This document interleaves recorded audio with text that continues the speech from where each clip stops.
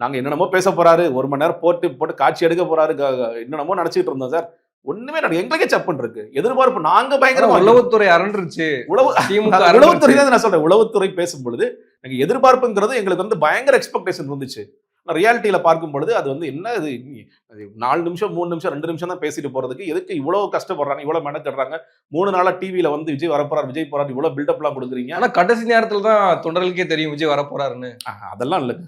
அதாவது தொண்டர்கள் வரப்போறாருன்னு, அதாவது விஜய் அவர் வரப்போறாருன்னு தெரிஞ்ச காரணத்தினால தான் ஊர்ல இருந்து ஆட்கள கூட்டிட்டு வர சொல்லார் புஷி ஆனந்த். மறுபடியும் சொல்றேன். விஜய் அவர்கள் இயல்பாகவே கூட்டம் இருக்கு. நீங்க ஊர்ல இருந்து ஆள் திரட்ட வேண்டிய அவசியமே கிடையாது. பட் இருந்தாலும் தலைவர் வரப்போறாரு, நீங்க எல்லாம் வாங்க. நீங்க எல்லாம் வந்து 4 பஸ் 5 பஸ் எடுத்துட்டு வாங்க, 4 வண்டி எடுத்துட்டு வாங்கன்னு இன்ஸ்ட்ரக்ஷன் ஏன் போகுதுன்னா, விஜய் அவர்கள் கண்டிப்பாக இந்த களத்திற்கு வரப்போகின்றார். இன்னொன்னு விஜய் அவர்கள் ஒருவேளை வராமல் இருந்திருந்தால், இன்னொரு கேள்வி எழுந்திருக்கும்ல. விஜய் என்ன செய்றார்? வந்து ஒரு ஃபுல் டைம் பாலிட்டிஷியன் சொல்லிட்டாரு. மே மாசம் ஷூட் முடிஞ்சது. ஜனநாயகத்தோட படத்தோட ஷூட் முடிஞ்சிருச்சு. அப்ப இப்பொழுது தமிழக வெற்றிக் கழகம் தலைநகரான சென்னையில வந்து இவ்வளவு பெரிய போராட்டம் செய்யும் பொழுதும், அந்த கட்சியோட தலைவர் வெளியே வரமாட்டாருன்னா, அப்படிங்கிற மாரி விமர்சனம் வேற மாரி மாறியிருக்கும். அதை அவர் உணர்ந்து கொண்ட காரணத்தினால் தான், நம்ம அந்த நேரத்துல களத்துக்கு போணும். ஏன்னா, நமக்கான பேரலல் கான்டெம்பரரி லீடர்ஸ் எல்லாமே களத்துல நிக்கிறாங்க.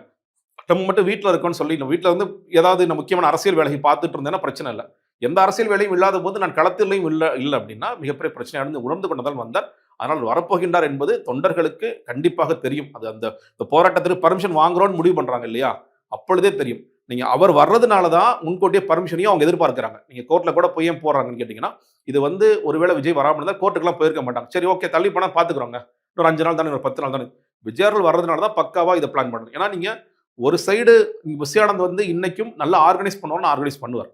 பல விஷயங்கள ஆர்கனைஸ் பண்ணுவார். அதனால இது கரெக்ட்டா எந்த சொதப்பலும் ஆயிடக்கூடாது அப்படிங்கிற பாயிண்ட்ல இருந்து பண்ணியிருக்காங்க. அதனால விஜய் வர்றது எல்லாருக்கும் தெரியும்.